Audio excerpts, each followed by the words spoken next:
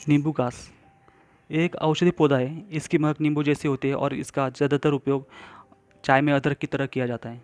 नींबू घास के औषधि गुण जैसे एंटीबैक्टीरियल, एंटी इन्फ्लेमेटरी और एंटी फंगल की बीमारियों और संक्रमण से बचाते हैं। यह कोलेस्ट्रॉल को नियंत्रित करता है। पाचन शक्ति बढ़ाने में भी इसकी मदद होती है। अगर किसी को स्ट्रेस है तो स्ट्रेस में उस हमें यह आराम दिला सकता है।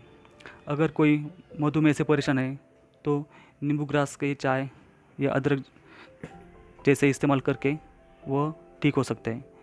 आप इस पत्ते को काट कर उसे सुखा कर रख दो तो वो भी पत्ते आप यूज़ कर सकते हो।